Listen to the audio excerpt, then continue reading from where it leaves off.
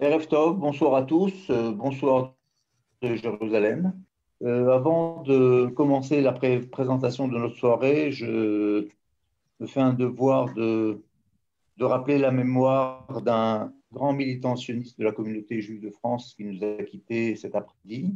Je veux parler de Jacques Kupfer, ancien président du Bétar de France, militant sioniste très engagé pour la cause d'Israël, membre de l'exécutif de l'Organisation sioniste mondiale et nouvellement élu à la tête du département des activités sionistes, qui est en fait un des deux départements qui organise ce soir cette conférence en votre direction. Voilà, je voulais avoir une pensée pour lui. Les réseaux sociaux sont pleins d'hommages à sa mémoire. Je crois qu'il est important de ce soir, avant de plonger dans notre sujet, d'avoir une pensée pour lui, pour ceux qui l'ont connu.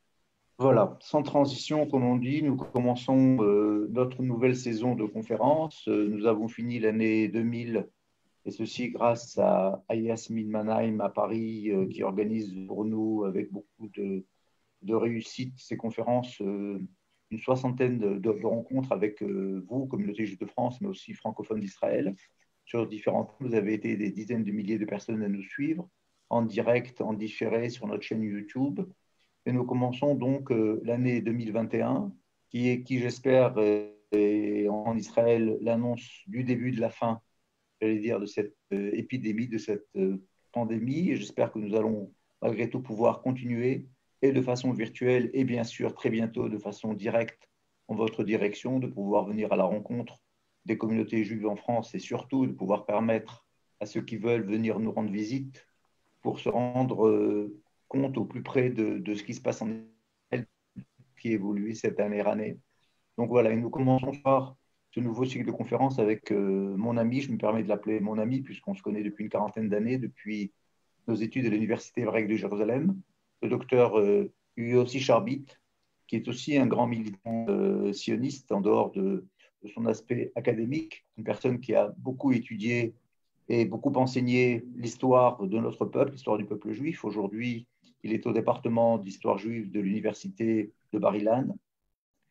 Et une des particularités des recherches de Yossi, c'est, j'allais dire, le monde séfarade, la littérature rabbinique séfarade. Il a évidemment un aspect aussi personnel, puisqu'il vient d'une grande lignée de rabbins. Je pense qu'on l'entendra au travers de sa conférence. Et ce que nous avons décidé, ce que lui nous a proposé comme thème, c'est effectivement de retrouver à travers les diasporas séfarades tout au long des siècles, j'allais dire des 7, 8 derniers siècles, comment cette diaspora séfarade a développé le rêve du retour, de la résurrection d'Israël, l'aspiration et la réalisation de ce rêve. Et on va, je pense, apprendre de très belles choses avant l'arrivée du sionisme moderne sur cette pensée juive très particulière du monde séfarade. Voilà. Je te passe la parole. Je rappelle simplement les règles du jeu de nos soirées. Tous vos micros sont fermés. Le mien le sera dans quelques minutes. Je remercie évidemment Naftali Lévy qui représente le département d'activité sioniste en diaspora. Je m'appelle moi-même Avizana de l'Organisation sioniste mondiale. Donc vos micros seront fermés et le conférencier seulement aura son micro ouvert. Vous pourrez poser vos questions à travers le chat que nous transmettrons évidemment tout au long de la conférence et surtout en fin de présentation à Yossi Sharbit pour répondre à vos questions. Voilà, je vous remercie et je vous souhaite de passer une très bonne soirée. Toda Rabba, bonsoir tout le monde, et j'espère que vous m'entendez bien. Voilà, nous allons raconter une histoire de quelques centenaires, mais qui ont une actualité éclatante. Et afin de voir les choses un peu plus claires, j'ai fait une petite matzaget, et la voici, une présentation. Et voilà que elle s'appelle Rabbi Yehuda Halevi, la diaspora séfarade et le rêve de la résurrection de l'État d'Israël, 1100-1948. Je cite là Rabbi Yehuda Halevi. Je vois que j'ai un petit problème de... Voilà. Je cite là Rabbi Yehuda Halevi, le grand poète et penseur, l'auteur du Hakuzari. Son expression est Ityatzvi, El Eretz Atzvi, c'est-à-dire sois présent sur la terre du cerf. Vous savez que Eretz Israël est considéré comme la terre du cerf, Eretz Atzvi. Et le grand poète fait des vers en disant Ityatzvi, El Eretz Atzvi. Viens, sois présent sur la terre du cerf, de Eretz Atzvi. Et pour mieux comprendre ce que signifie le mot Eretz Atzvi, j'ai pensé qu'il serait bien de commencer par ce très beau chant qui s'appelle El Eretz Tzvi.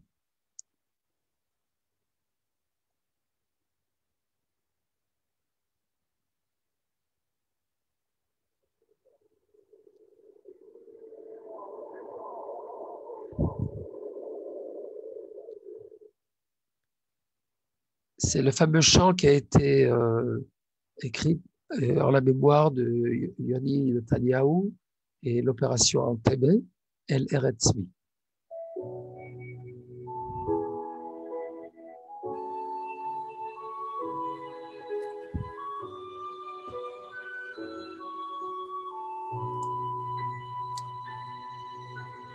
C'est d'habitude Yoram Gaon qui chante cette chanson, mais cette fois-ci, c'est le chazan principal de l'armée d'Israël.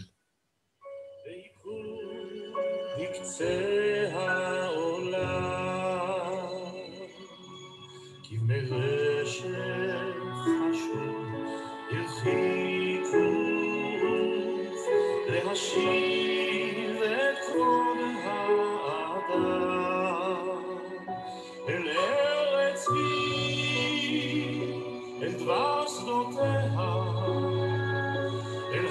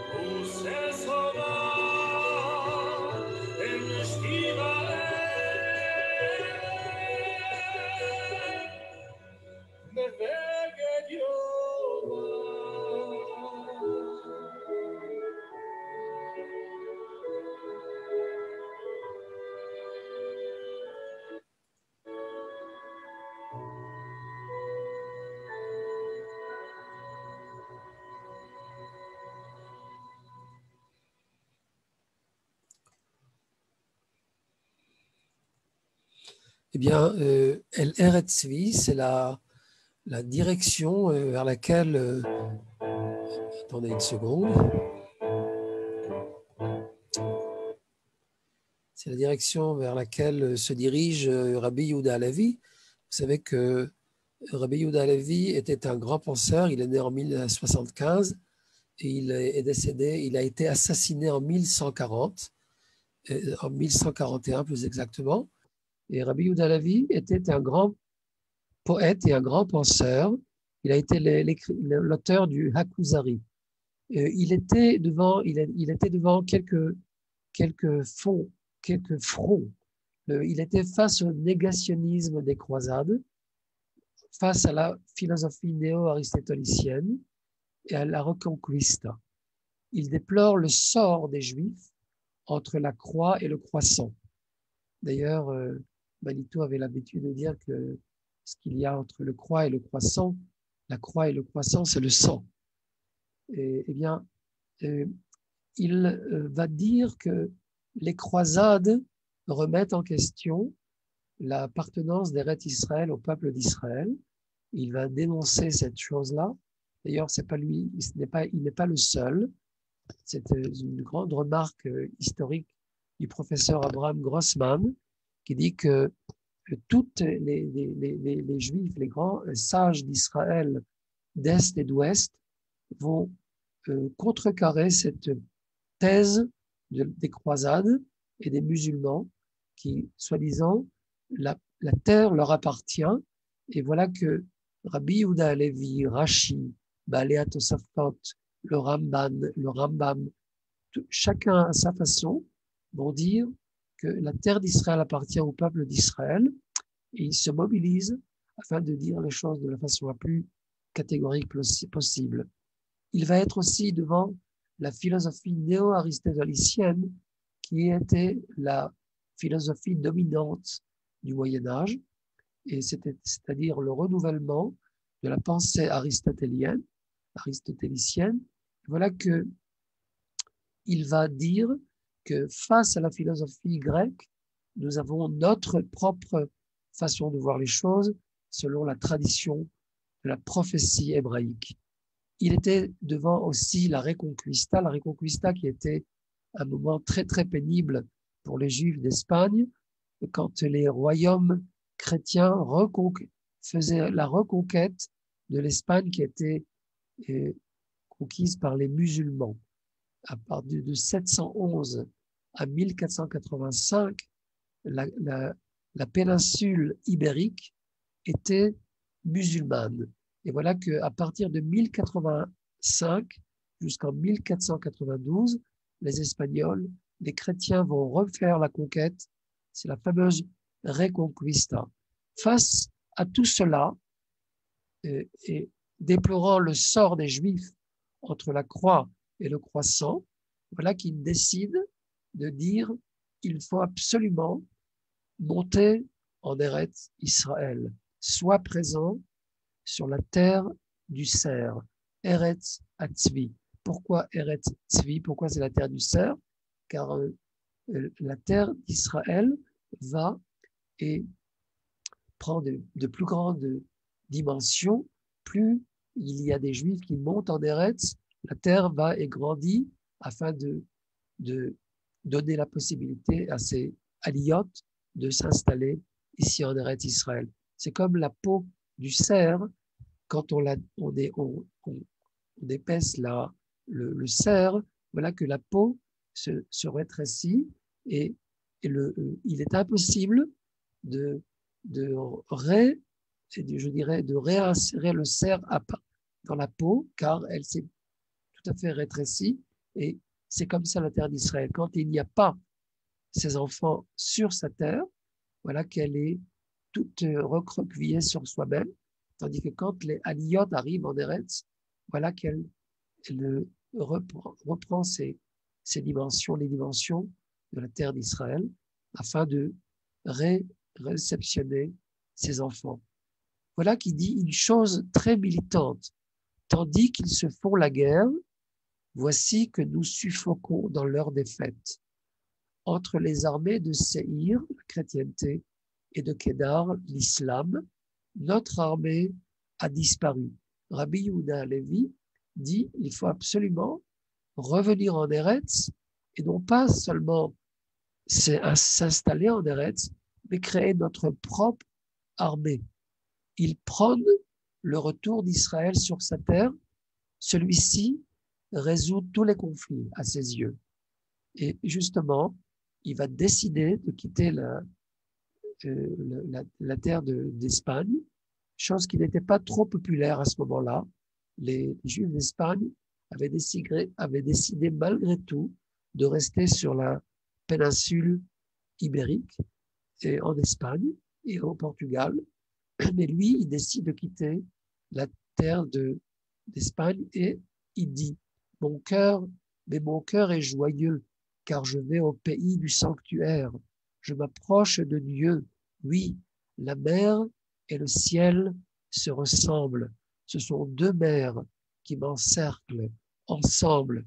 Et entre ces mers, mon cœur pieux est une autre mer dont chaque flot chante un cantique à Dieu. » Ça, c'est le poète qui s'exprime avec toute cette joie de venir en Eretz. Il a fait ça par bateau et d'ailleurs, il va passer par l'Égypte et de l'Égypte, il va arriver en bateau et il attendait le vent qui puisse aider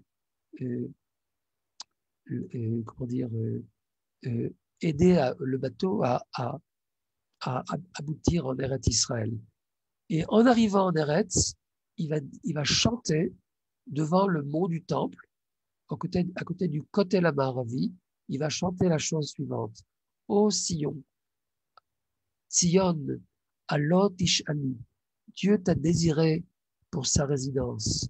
Heureux celui qu'il a choisi pour qu'il s'approche et qu'il demeure en ta demeure. Heureux celui sur qui s'ouvriront tes aurores pour le salut de tes choisis et pour leur allégresse, quand ressuscitera ton ancienne jeunesse. Voilà que Rabbi Yehuda Halevi, comme vous voyez, c'était un grand assoiffé de Sion, un grand amant de Sion. Mais c'est pas seulement un amour platonique, c'est un amour concret qui veut réinstaurer, créer une communauté, une indépendance, une résurrection d'un état. Et ce n'est pas seulement des paroles spirituelles, ce n'est pas seulement des paroles métaphysiques. Là, c'est une volonté de concrétiser un retour concret. D'ailleurs, le mot komemiyut, qui veut dire indépendance, c'est celui qui comment dire, analyse ce mot-là. Vous voyez que au sein de ce mot-là, on entend deux komotes, deux étages. L'étage concret terrestre et l'étage spirituel. C'est comme ça qu'est faite l'indépendance, la communauté d'Israël. Et C'est pourquoi ça va être, je crois, une des caractéristiques du judaïsme espagnol qui ne méprise jamais les deux dimensions. C'est une chose très importante là que je suis en train de mettre en exergue. Quand on parle de l'indépendance d'Israël, on parle des deux dimensions qui sont inséparables et qui sont indélébiles. Et c'est ça qu'il veut mettre à plus d'une reprise. Nous allons voir cela dans plusieurs des sages d'Israël, certainement d'Espagne. Et ils vont devoir surmonter une crise très importante au XVIIe siècle et ils vont faire tout pour ne pas dissocier ces deux dimensions en question. Le grand poète Henri Heine du XIXe siècle disait de Yehuda Halevi que c'était le troubadour de Jérusalem. Et il avait énormément d'estime, Henri Heine, qui lui a dû se convertir au christianisme et revenir au judaïsme. C'est un grand monsieur. J'ai beaucoup d'admiration pour Henri Heine. Il a passé les grands troubles du XIXe siècle. Il les a surmontés et il a été très, très inspiré par Rabbi Yehuda Halevi. Il a considéré Rabbi Yehuda Halevi comme le troubadour de Jérusalem, le grand poète de Jérusalem. Et justement, il arrive en Eretz Israël et en face, le mont du Temple et le Kotel Ma'aravi, il va être assassiné par un chrétien. Selon Gedalia ibn Yechia, en 1560, cette tradition-là va être transmise et comme quoi il a été assassiné par un cavalier musulman. Mais Shmuel David Luzzatto a remis en question cette tradition-là dans une controverse académique. Chadal, qui était un grand sage italien, qui va peut-être remettre en question cette tradition parce qu'il va dire qu'en 1141, il y avait des croisés en Eretz Israël et non pas des musulmans. Alors, ça n'a pas l'air véridique, ça n'a pas l'air, cette histoire n'a pas l'air crédible et c'est pourquoi il a remis en question. Mais les professeurs Goitein, Fleischer et Yalom de l'université hébraïque, eux confirment son assassinat par le biais de la Gniza du Caire et effectivement, il était considéré comme Kadosh. Kadosh, c'est un saint. Toute personne qui a été assassinée parce qu'il est juif, il est considéré comme saint, comme Kadosh.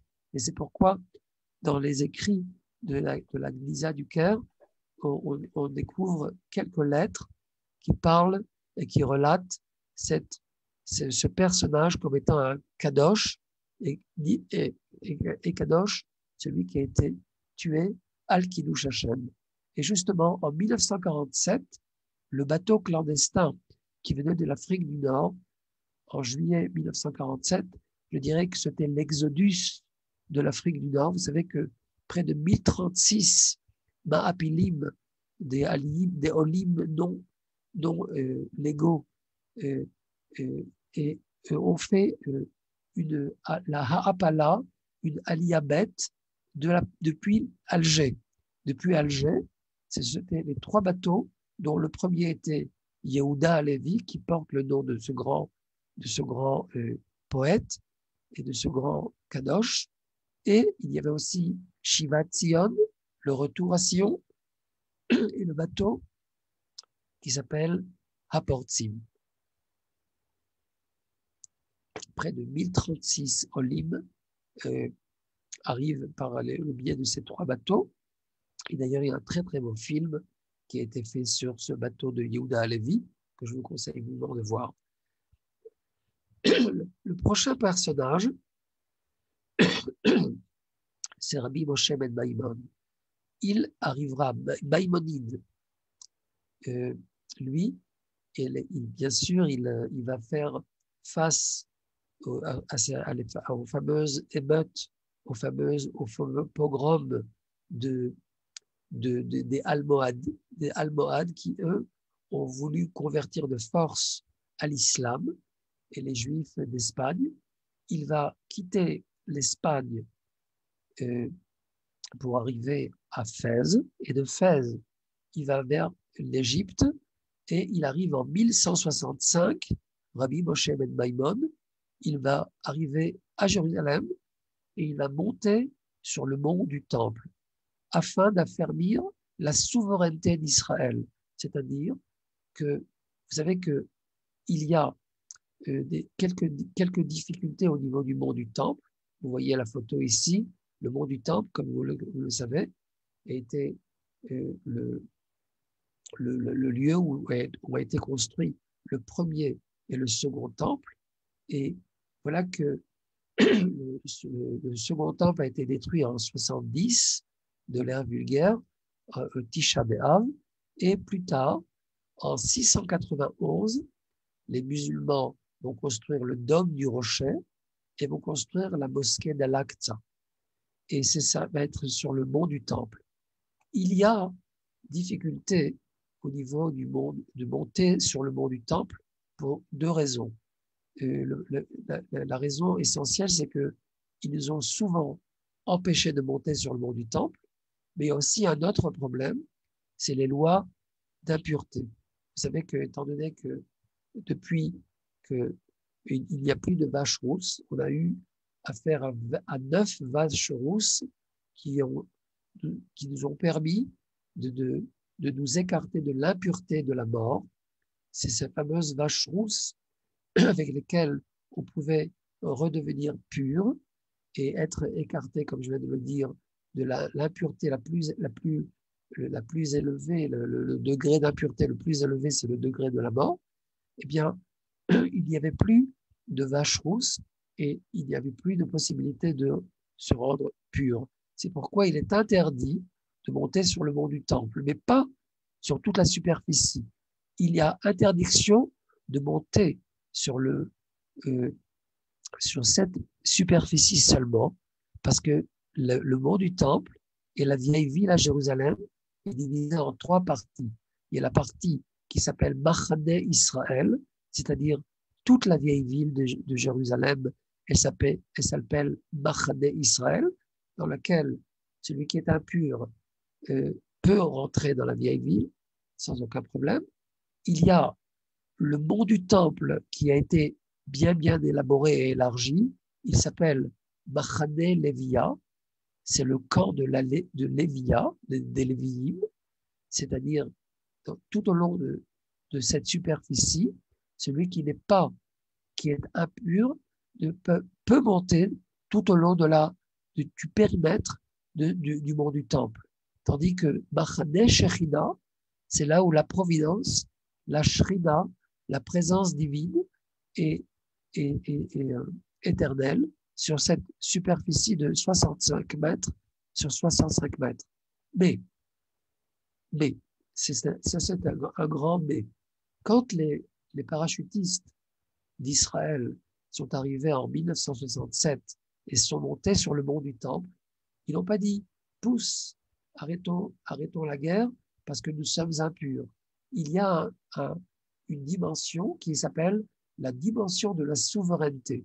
Étant donné que en montant sur le mont du Temple, on réinstaure la souveraineté d'Israël. La souveraineté d'Israël repousse le problème de l'impureté. C'est pourquoi aujourd'hui, les soldats d'Israël, la police d'Israël a tout à fait le droit de monter et il n'y a aucun problème d'impureté, car, comme je viens de le dire, la dimension de souveraineté est primordiale et dominante. C'est pourquoi, quand Rabbi Moshe ben Maimon, le grand penseur, et le grand possèque, le grand décisionnaire halachique, quand il monte en 1165 sur le mont du Temple, il veut renouveler la souveraineté d'Israël sur le mont du Temple. Et je crois que c'est une dimension très importante que nous devons apprendre de Rabbi Moshe ben Maimon, de Maïmonide. Et je reviens sur les 2 dimensions qui sont indissociables de la dimension concrète terrestre et la dimension spirituelle et métaphysique. Rabbi Moshe ben Nachman, Nachmanide, lui qui arrive en Eretz Israël en 1267, il va lui renouveler une synagogue, la fameuse synagogue de Rabbi Moshe ben Nachman, Nachmanide, qui se trouve dans ce qu'on appelle le quartier juif. J'aime pas tellement cette expression, car en Eretz Israël, il n'y a pas de quartier juif. Il y a peut-être des quartiers arméniens, des quartiers musulmans, des quartiers chrétiens, mais il n'y a pas de quartier juif. Peut-être à Fès, à Tunis, à Varsovie, il y a des quartiers juifs. Mais en Eretz Israël, il y a des villes juives. Eh bien, Rabbi Moshe ben Nachman, lui, arrive en 1267, après la fameuse disputation de Barcelone, dans laquelle il a parlé avec beaucoup d'assurance de la Torah d'Israël devant un chrétien, devant un ascète, qui était d'ailleurs un juif converti au christianisme, et il quitte l'Espagne, il arrive en Eretz Israël, et pour lui, il surtout renforce la consolation d'Israël. Il écrit une lettre à son fils, et il dit la chose suivante. Et pourtant, malgré toutes ces ruines, cette terre est merveilleusement bonne. Que celui qui nous a permis de voir Jérusalem en sa ruine nous permette de la voir dans sa reconstruction et dans sa restauration, lorsque la gloire de la Shekhinah y reviendra. Je lui fais savoir que je suis monté sur le mont des Oliviers, qui fait face au mont du Temple, et en est tout proche. Entre eux se trouve simplement la vallée de Yehoshaphat. Et là, face au temple, j'ai lu ses poèmes secoués de larmes, comme il avait prédit. Eh bien, Rabbi Moshe ben Nachman, à nouveau, va associer la dimension terrestre et la dimension spirituelle, qui, ces deux dimensions-là ne peuvent aller que de pair. Et ça, c'est un message très important. Quand on prie, disait souvent le Rav Kook, quand tu pries le matin pour la Parnassa, qu'est-ce que tu fais après la Tfila, après avoir imploré Hachem? Tu descends et tu ouvres le magasin et tu agis dans la vie terrestre. Et ça nous amène à Rabbi Ishtori Aparri. C'était un grand chercheur d'Eretz Israël, afin de renforcer, afin de multiplier le peuplement d'Eretz Israël. Il écrit un livre qui s'appelle Kaftor Vaferach. Rabbi Ishtori Aparri arrive en Eretz Israël en 1320 et il va faire une recherche très approfondie d'Eretz Israël. Il va le faire certainement pour ses aspirations messianiques pour l'année 1358 dans l'ouvrage de Kaftor de Ferrar. Il va rassembler près de 200 lieux, il va identifier près de 200 lieux en Eretz Israël, il va les identifier, il va faire des fouilles de vestiges archéologiques, il va s'intéresser à la monnaie d'Eretz Israël, il va s'intéresser aux murailles des villes d'Eretz Israël, tout cela, bien sûr, afin de élaborer les frontières d'Eretz Israël, et il va certainement remettre les points sur les i en ce qui concerne les frontières d'Eretz Israël. C'est un thème très intéressant dans la recherche d'Eretz Israël.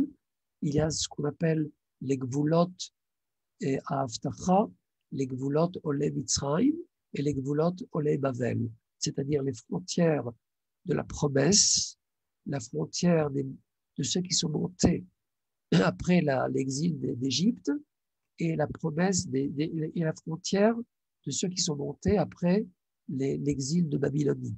Eh bien, ces frontières-là vont avoir un impact sur la halakha, et il fallait mieux connaître les frontières d'Eretz Israël afin de monter en Eretz Israël, de peupler Eretz Israël et de faire les mitzvot d'Eretz Israël. Et pour cela, il faut bien connaître la superficie d'Eretz Israël, les frontières, et encore une fois, regarder le rassemblement de la dimension terrestre et la dimension spirituelle. C'est une chose, je viens de dire, qui est caractéristique chez les Ravadim, surtout d'Espagne, ils font absolument tout pour ne pas dissocier ces deux dimensions-là. Et malheureusement, et peut-être heureusement, va naître la diaspora séfarade à cause, et peut-être grâce à l'expulsion des Juifs d'Espagne. Vous savez que l'expulsion des Juifs d'Espagne, c'est la dernière expulsion des Juifs d'Europe.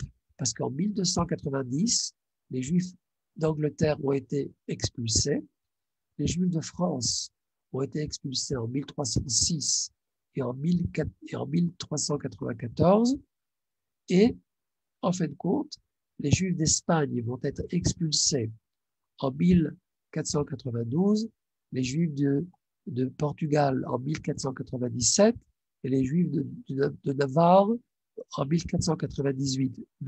Cela veut dire que l'Europe, pour ainsi dire, au XVe, XVIe siècle, est vide de Juifs. C'est un Judenrein, comme dirait l'allemand quand il parle d'une région vide de Juifs. Eh bien, j'ai dit que j'ai appelé ça la diaspora séfarade, vent d'Est, vent d'Ouest. C'est une paraphrase du bel ouvrage de Perlmuck. Eh bien, les Juifs d'Espagne et du Portugal vont partir vers l'Est et vont peupler le bassin méditerranéen. Et regardez, le bassin méditerranéen, chose très importante, est très proche et très lié à Eretz Israël. C'est pas par hasard que la diaspora séfarade, qui est essentiellement tout au long du pourtour du bassin méditerranéen, vont être très liés au Eretz Israël.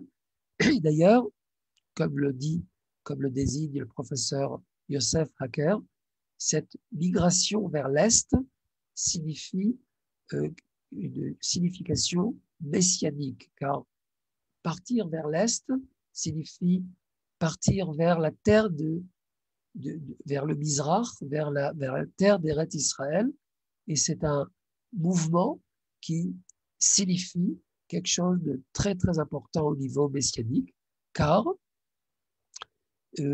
l'expulsion d'Espagne et du Portugal est considérée comme étant ce qu'on appelle la préface au temps messianique. C'est comme ça s'appelle en hébreu Chavle Mashiach. C'est exactement comme quand une femme va accoucher, eh bien, les douleurs de l'accouchement, les douleurs qui précèdent l'accouchement sont en parallèle aux douleurs de ce qui précède les temps messianiques, les temps du retour à Sion. Et d'ailleurs, nous allons voir deux personnages dont l'un va symboliser le retour à Sion, c'est le Ahari, le Rav Yitzhak Luria Ashkenazi, qui est lui né à Jérusalem, et plus tard va quitter pour l'Égypte, et plus tard arrivera à Tzfat, à Safed. Safed qui va être la capitale de la Kabbalah, je ne dirais pas la mystique juive, je dirais plutôt la tradition prophétique d'Israël. Par contre, Christophe Colomb, lui, qui était certainement un Maran, un Anous, lui va plutôt partir vers l'ouest. Et vous savez qu'il y a deux, je dirais deux tendances.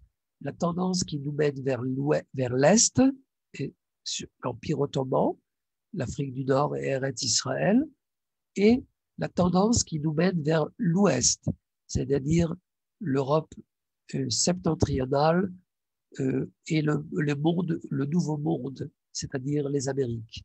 Eh bien, Christophe Colomb, plutôt nous mène vers la tendance plutôt marane, qui est du coup une tendance cachée, d'une identité cachée, tandis que le Hari, le Hari Akadosh, lui nous mène vers une identité dévoilée qui dit à haute voix, nous revenons vers la terre de la promesse, de la terre des Hébreux.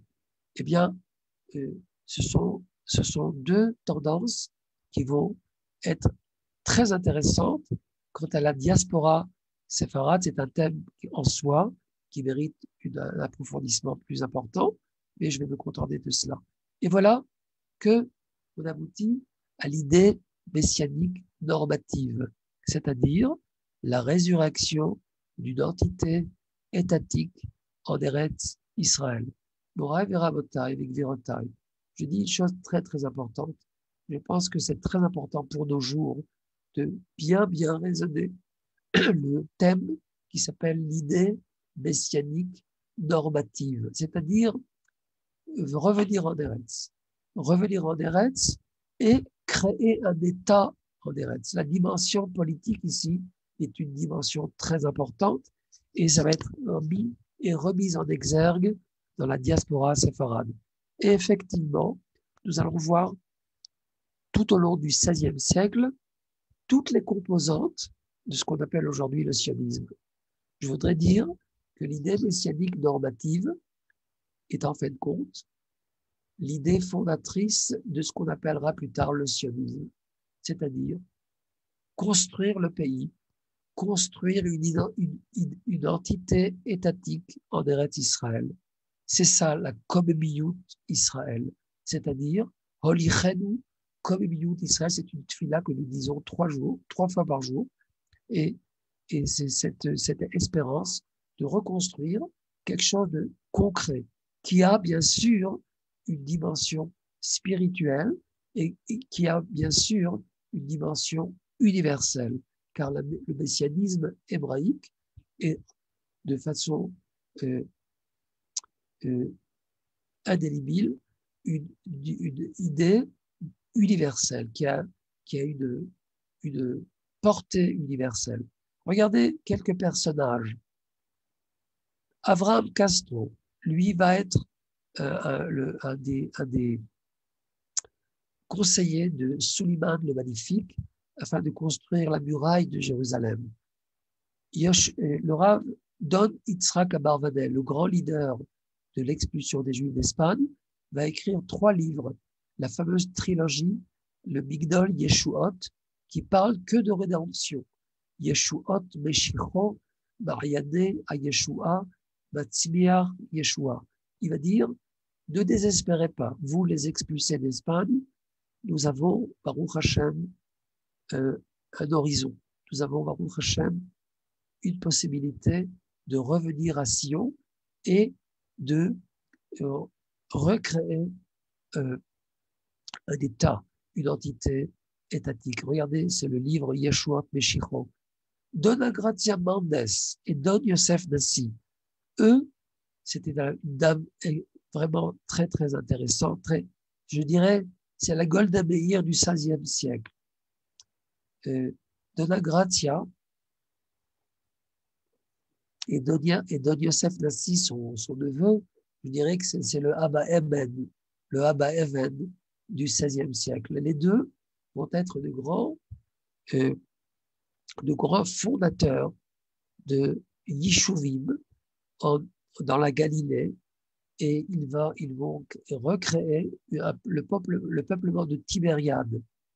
Et ils vont être à la tête d'un grand mouvement de Aliyah en Eretz Israël à partir de l'Italie. Ils vont organiser des bateaux qui vont amener des olim en Italie. Et j'aboutis à le Rav Yaakov Berav, qui était à Tzfat, il vient du Maroc, il a été un des expulsés d'Espagne, il va aboutir au Maroc, il va arriver à Tzfat, il va vouloir renouveler la Sanhédrin, le tribunal suprême en Eretz Israël. Il va faire ça de pair avec Rabbi Yosef Karo dans son fameux Shulchan Aruch, qui lui a une dimension nationale de première importance. Comment? De première importance, vous voulez dire? De première importance. Il va faire ça à Tzfat et à Biria, et c'est pourquoi tous ces personnages-là ne font que à Ria Kadosh, à Abraham Castro, Don Yitzhak Abarvanel, Don Agratia, Don Yosef Nassi, et le Ralbach, lui va s'opposer, le Rav Levi Ben Chaviv de Jérusalem, va s'opposer à l'entreprise de Yaakov Berav. Il y aura une grande polémique autour de la smicha. Mais ce que je voulais vous dire, et j'aboutis aussi à deux personnages très très importants, c'est David Areouveni et Rabbi Shlomo Molcho, qui vont, eux, vouloir faire la conquête d'Eretz Israël, la conquête militaire d'Eretz Israël. Regardez, en bataille, il y a ici toutes les composantes du sionisme, c'est-à-dire le renouvellement de la langue hébraïque, la conquête d'Eretz Israël, le peuplement d'Eretz Israël, la volonté de créer une entité politique en Eretz Israël. Eh bien, je dirais plus que ça. Rabbi David Ben Zimra et Rabbi Chaim Vital. Rabbi David Ben Zimra, c'est le maître du Hari HaKadosh, et Rabbi Chaim Vital, c'était l'élève du Hari HaKadosh. Les deux vont dire que le dôme du rocher est le lieu du sacro-saint, du Kodesh HaKodashim. Le voici, le Kodesh HaKodashim se trouve sous le dôme du rocher. Le dôme du rocher n'est pas une mosquée, ce n'est pas un lieu de prière, c'est un lieu qui abrite justement le rocher qui était dans le sacro-saint, le Kodesh HaKodashim, dans le Beth Amikdash. Plus tard, ici, vous voyez ici une des 4 synagogues. Vous savez, dans la vieille ville de Jérusalem, il y a les 4 synagogues séfarades, dans laquelle a été intronisé le Rishon LeZion. C'était le grand rabbin d'Eretz Israël, et Rishon LeZion, le primat de Sion. Le premier Rishon LeZion, il s'appelait Rabbi Moshe Galanti. Et bien, c'était au XVIIe siècle. Eh bien, dans cette synagogue-là, on verra tout au long du XVIIe, XVIIIe, XIXe et XXe siècle, dans cette synagogue qui s'appelle Rabban Yochanan Ben Zakkai, auprès de Bet HaKnesset HaMerkazi, à Istanbul et Eliyahu Hanavi. Ce sont les fameuses 4 synagogues séparées que je vous invite à visiter.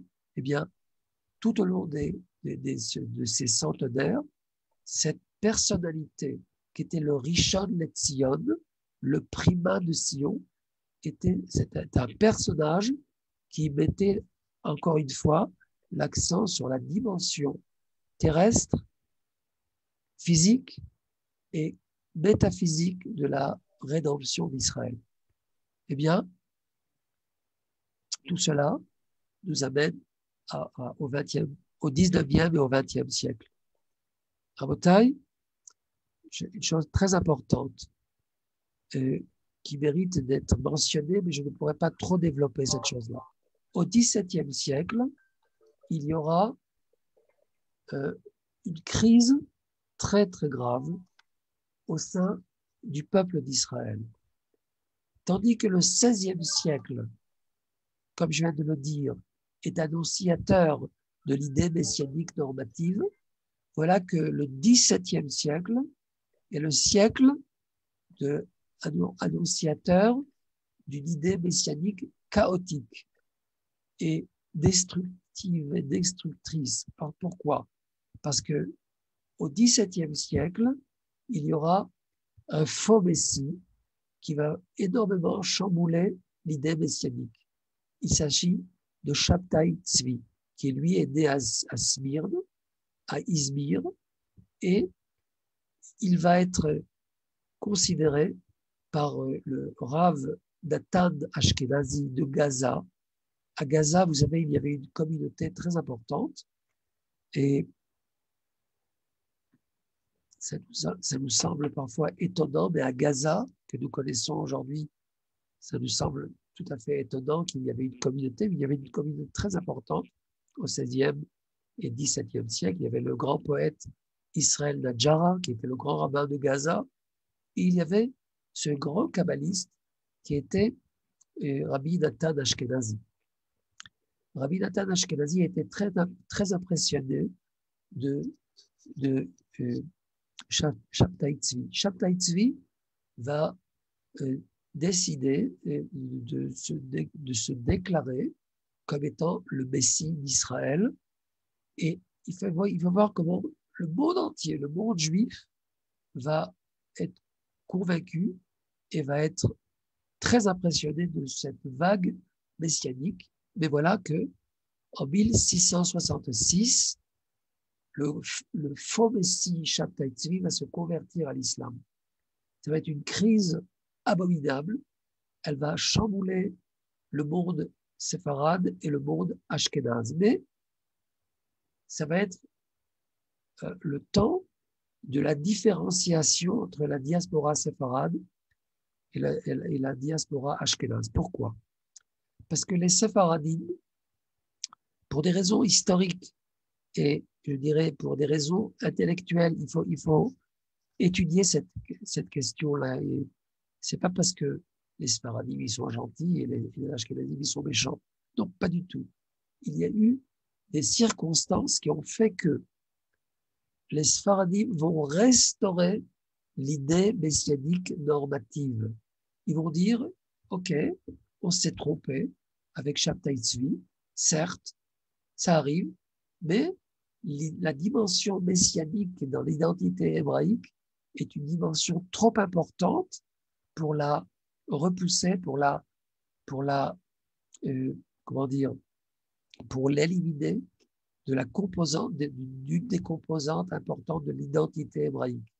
Et c'est pourquoi ils vont dire, on s'est trompé, mais à nous de restaurer et de réhabiliter l'identité messianique normative, comme je viens de le dire, qui signifie la résurrection d'une entité étatique, politique en Eretz Israël. Eh bien, ils vont réexpliquer.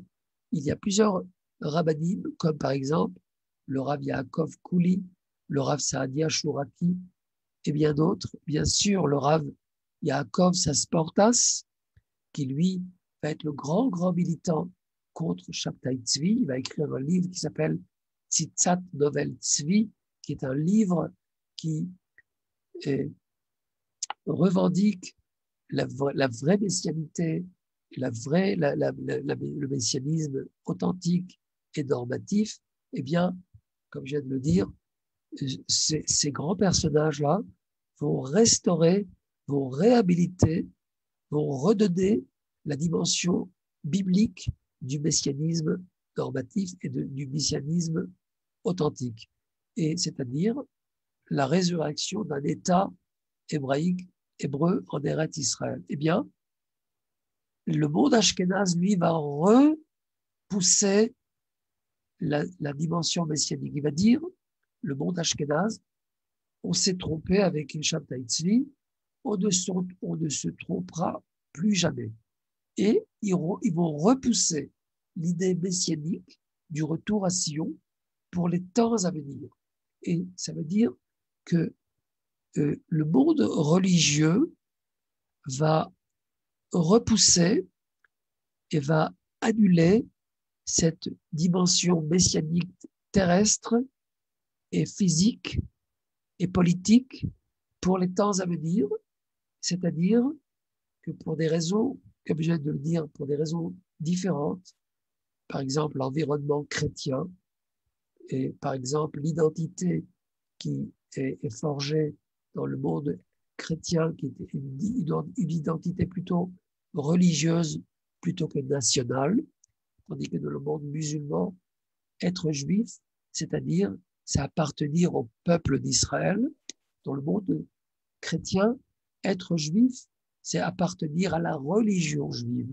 Alors, ce sont deux critères différents, ce sont deux dimensions différentes, ce sont deux tendances qui ont fait que dans le monde chrétien, dans le monde ashkénaze, les juifs ashkénazes vont ne pas vouloir retomber dans le panneau, ils vont faire tout pour qu'il n'y ait plus de crise comme la crise Shabtaïd et Shabtaït. Et c'est pourquoi le XVIIe siècle va être un tournant dans l'histoire des Juifs dans le monde.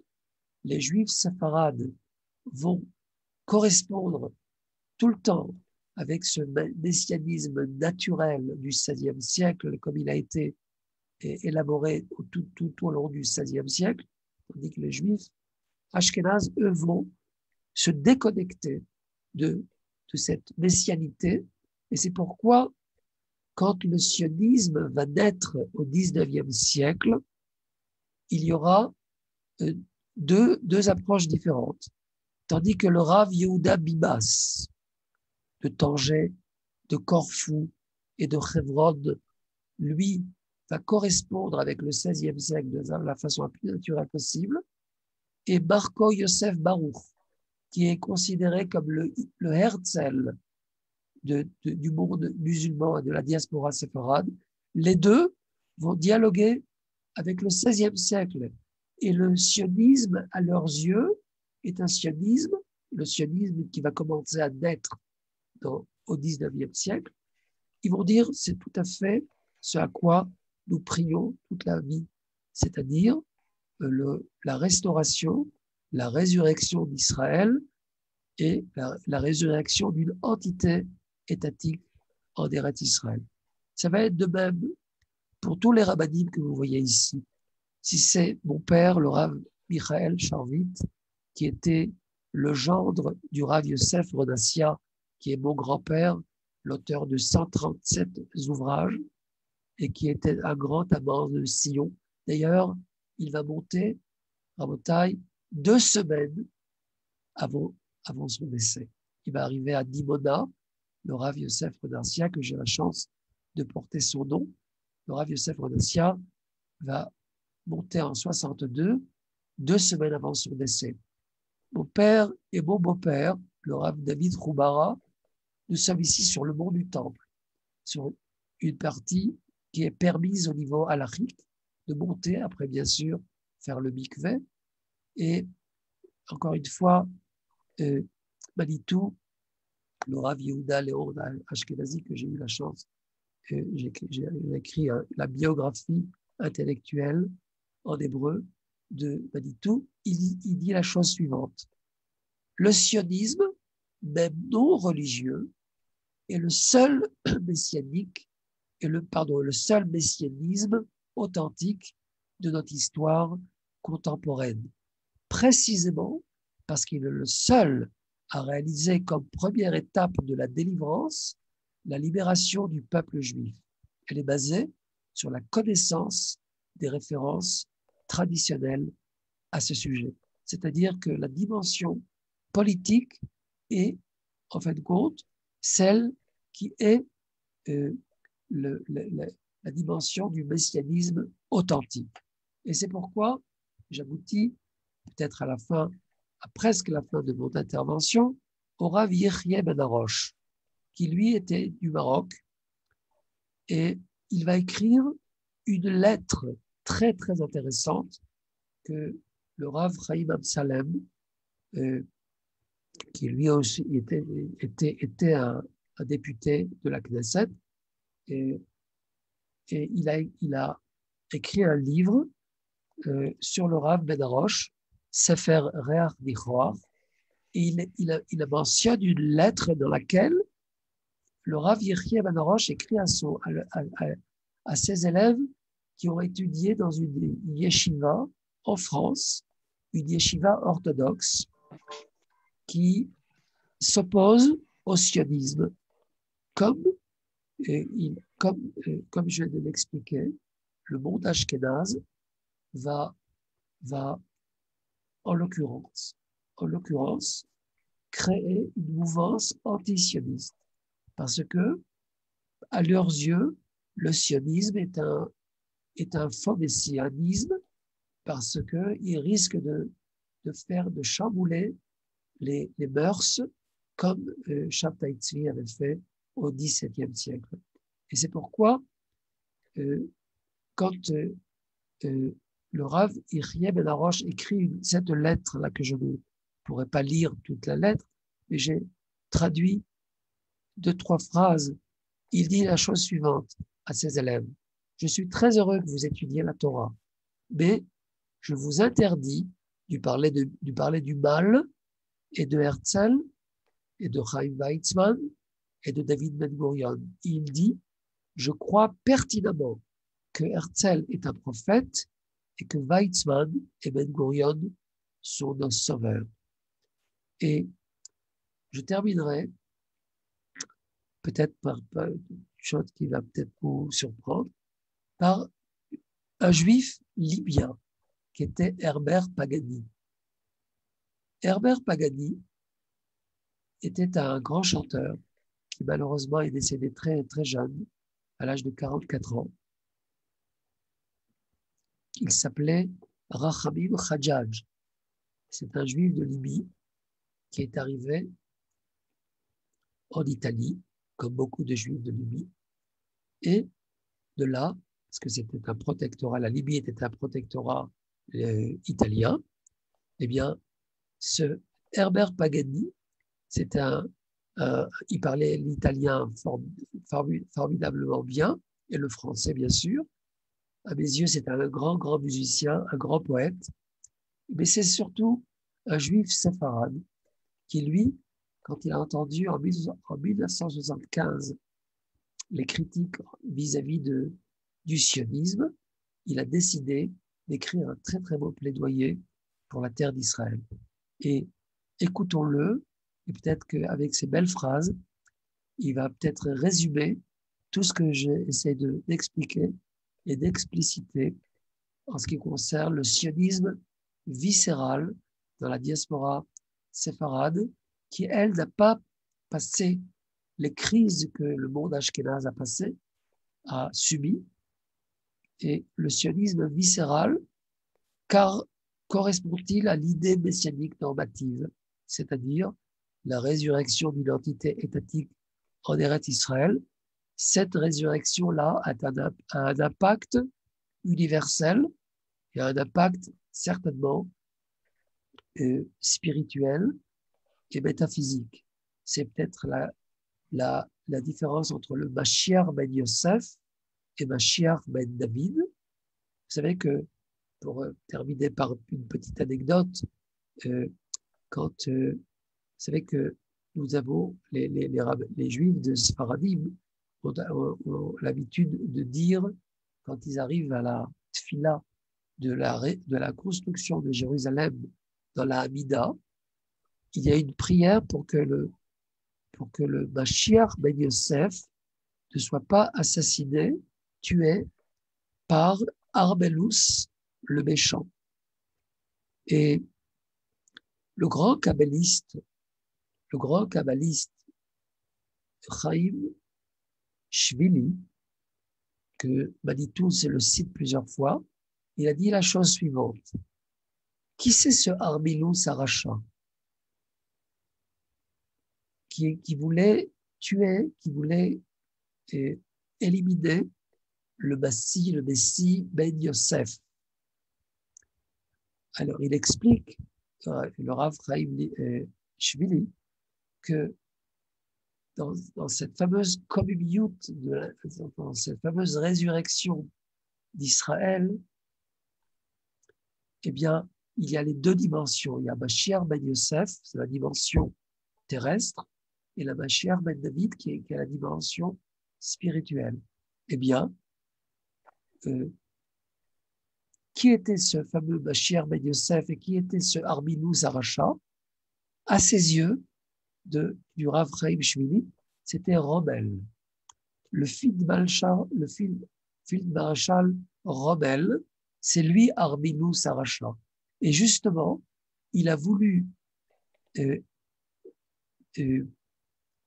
exterminer le Yishuv juif en 1942 et Baruch Hashem, à El Alamein, la victoire britannique, il a empêché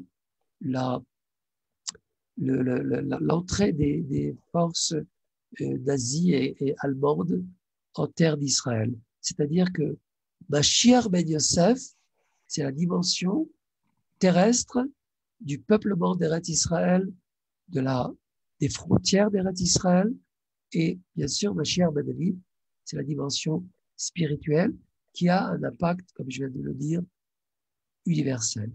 Alors, entendons, écoutons le très beau chant. Juste avant qu'on passe au plaidoyer de Herbert Pagani, je rappelle à nos amis, bien que nous ayons dépassé un petit peu le temps réglementaire, mais ce n'est pas trop grave, s'il y a des questions, vous pouvez les envoyer par chat pendant que nous écoutons le plaidoyer d'Herbert Pagani. Merci. Avec grand plaisir.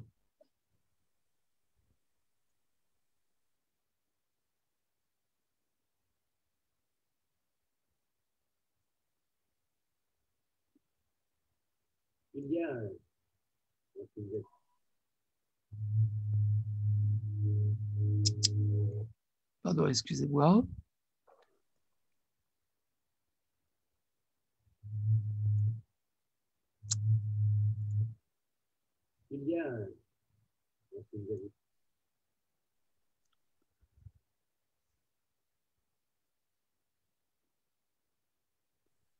Oula, je n'arrive pas à vous trouver. Attendez, excusez-moi. Ok, pardon.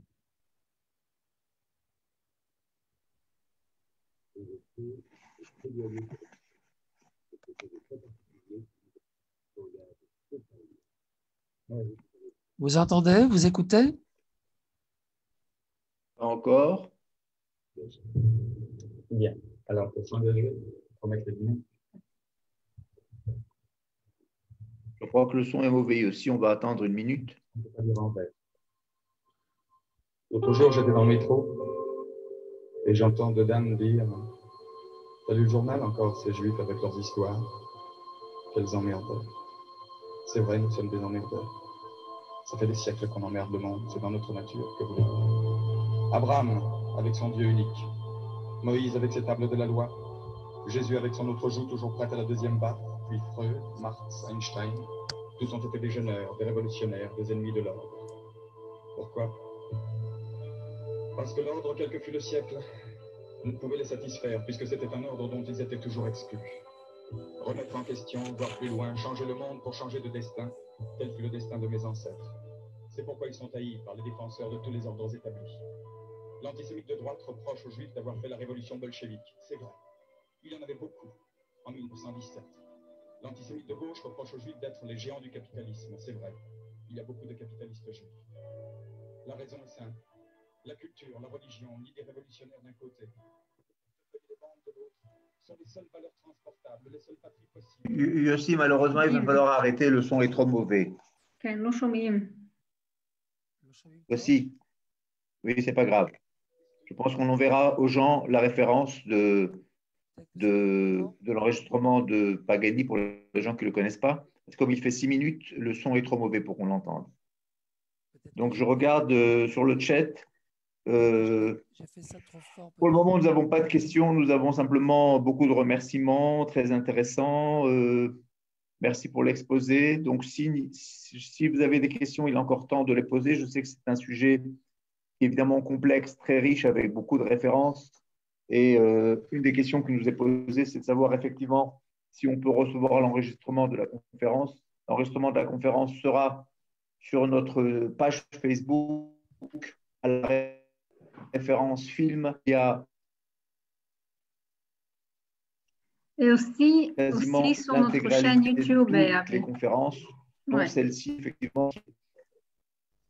Sur notre chaîne YouTube, oui, je n'ai pas fini. C'est juste, je pense que pour les gens qui ont besoin de défendre Israël, qui ont besoin de défendre le sionisme, même au sein de la communauté. Je crois que c'est une mission, comme l'a dit aussi, qui est parfois pas moins importante dans le monde où nous vivons.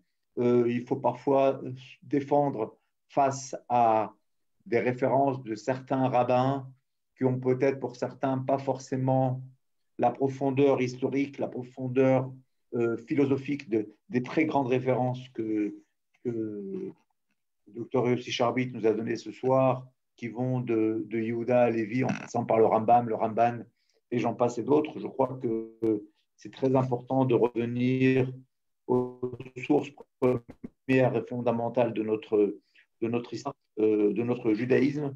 Et comme Yossi l'a assez bien dit, il ne s'agit pas là de religion, il s'agit là de notre civilisation, j'allais dire quelque part. Et je crois que s'il fallait effectivement encore une référence, c'est où se trouve l'État d'Israël aujourd'hui en 2021, qui peut continuer d'être une lumière pour les nations. Et je voudrais avant tout, à la lumière de ce qu'a dit aussi, qu'elle soit une lumière pour le juif, qui au moins d'abord et avant tout puisse mieux connaître son histoire, puisse mieux connaître sa pensée, sa philosophie, sa civilisation. Et je crois qu'on a appris énormément ce soir. On a des très bonnes références qu'on pourra réécouter, relire et mieux comprendre et mieux se resituer, je crois, parce que on en a besoin avec ces moments de grande incertitude dans le monde, ces moments où les communautés juives du monde sont un petit peu déconnectées d'Israël.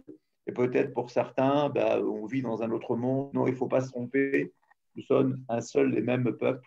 Nous sommes liés à une même terre et nous partageons les mêmes valeurs. Et je remercie le docteur Yossi Sharbit à travers cette présentation de nous avoir mis un peu les choses en place. Toda Rabba, merci à vous tous. Si Yasmine, tu veux bien nous rappeler notre prochaine rencontre. Voilà, et jeudi soir avec Raphaël Yerushalmi sur l'antisémitisme et la désinformation.